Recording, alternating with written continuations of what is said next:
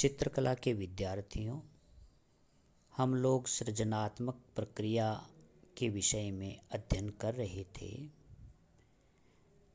इससे पहले मैंने आपको जैसे कि बताया कि सृजनात्मक प्रक्रिया के 4 चरण होते हैं, 4 अवस्थाएं होती है। प्रत्येक कलाकार को सृजनात्मक प्रक्रिया के अंतर्गत ये जो 4 प्रकार की अवस्थाएं होती है, इनमें से गुजरना पड़ता है। ये जो 4 प्रकार की अवस्थाएं मैंने आपको बताई, निरीक्षण या देखने की प्रक्रिया, अनुभूति या ग्रहण करने की प्रक्रिया, कल्पना की प्रक्रिया और सृजनात्मक अभिव्यक्ति की प्रक्रिया। इस प्रकार ये 4 प्रकार की प्रक्रियाएं होती है। हम लोग इनमें से अब तक 2 प्रकार की प्रक्रियाओं का अध्ययन कर चुके हैं। आज हम जो कल्पना की प्रक्रिया है उसके संदर्भ में चर्चा करेंगे, बात करेंगे, अध्ययन करेंगे। कल्पना द्वारा कलाकार के हृदय में विभिन्न प्रकार के विचार प्रकट होते हैं। समय समय पर विभिन्न प्रकार की कल्पनाएं कलाकार को विभिन्न प्रकार के चित्र बनाने के लिए प्रेरित करती है। कलाकार का प्रमुख आधार कल्पना है। जितनी अच्छी कल्पना होगी उतना ही अच्छा उसका चित्रण हो सकता है और होगा, तथा उतने ही अच्छे उसमें कलाकार भाव भर सकता है। कलाकार शुद्ध रूप से अंतः में जीवित शक्ति अर्थात कल्पना को मूर्त रूप देने का प्रयत्न करता है। बाह्य प्राकृतिक वस्तुओं में भी इसी शक्ति को वह देखता है, पर उसे आनंद तभी प्राप्त होता है जब वह अपनी अंतः शक्ति को रूप प्रदान करने में सफल हो पाता है। यहाँ अंतः शक्ति का मतलब उस कल्पना से है। कलाकार अपने को प्रकृति का ही एक माध्यम मानकर स्वयं सृष्टा बन जाता है। प्रकृति के मूलभूत आधारों पर पूर्णतः चलकर वह प्रकृति की रचना का स्वयं एक माध्यम बन जाता है और अपार शक्ति का अनुभव करता है तथा उसका प्रत्यक्ष रूप अपने चित्रों में देखता है। इस प्रकार बना उसका चित्र पूर्णतया उसकी कल्पना का प्रतिबिंब होता है। काल्पनिक चित्रांकन में कलाकार चेतन रूप में कला सृष्टि करता है और उसके अंदर तथा बाहर में कुछ भेद बना रहता है, क्योंकि उसका चित्र कल्पना का सहारा खोजता है। सत्य और कल्पना की एक नहीं कहा जा सकता।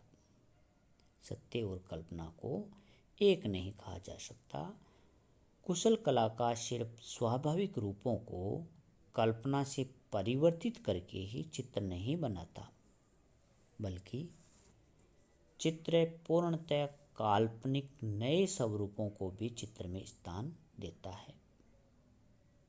ऐसे चित्रों में कुछ रूप जाना पहचाना सा लगता है, कुछ बिल्कुल नवीन सा या अनजान सा लगता है।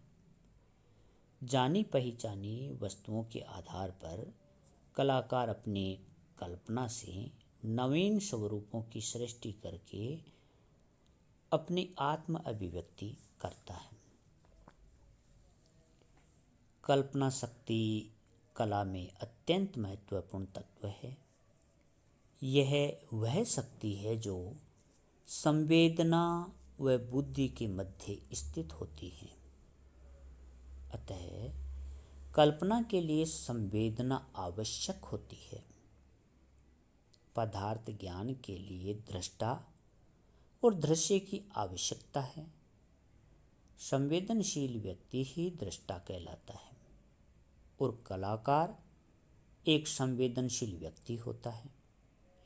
इस प्रकार वह शक्ति जो अनुभूति व ज्ञान के पश्चात हमारे मस्तिष्क पर प्रभाव डालती है, ध्यान देना कि वह शक्ति जो अनुभूति व ज्ञान के बाद में, ज्ञान के पश्चात हमारे मस्तिष्क पर प्रभाव डालती है, वह कल्पना कहलाती है, कल्पना शक्ति है। डॉक्टर श्याम सुंदर दास ने कहा कि जिस अभिव्यंजना में आंतरिक भावों का प्रकाशन व कल्पना का योग रहता है, वही कला है। दार्शनिक दृष्टिकोण से कल्पना वही है जिसे प्राचीन बौद्ध विचारकों ने मानस प्रत्यक्ष की संज्ञा से संबोधित किया है। उनके अनुसार शुद्ध संवेदना का विषय कौंधने वाली बिजली के समान क्षणिक, गतिशील एवं अस्पष्ट होता है और उसके द्वारा विकल्प रहित प्रत्यक्षीकरण की प्राप्ति नहीं हो सकती। अतः मानस प्रत्यक्ष के द्वारा ही यह संभव है। इंद्रियजन्य अनुभव प्रत्यक्षीकरण की क्रिया की नींव मानस प्रत्यक्ष अथवा कल्पना पर ही निर्भर है, किंतु यह कल्पना भी संवेदना पर अवलंबित है।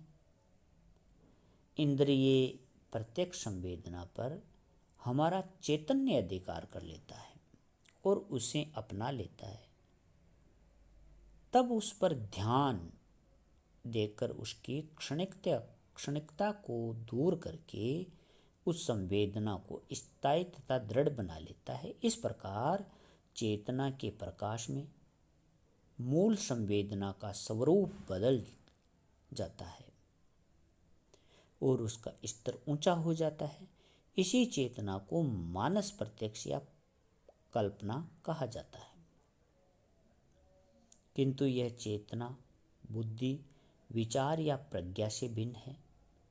जब आगे चलकर किसी प्रत्यक्ष प्रतीति का अन्य प्रतीतियों से संबंध स्थापित होने लगता है और एक प्रतीति की दूसरी प्रतीतियों से तुलना होने लगती है और समानता तथा भेद स्थापित होने लगता है, वर्गीकरण होने लगता है, तब विचार अथवा बुद्धि की क्रिया दृष्टिगोचर होने लगती है।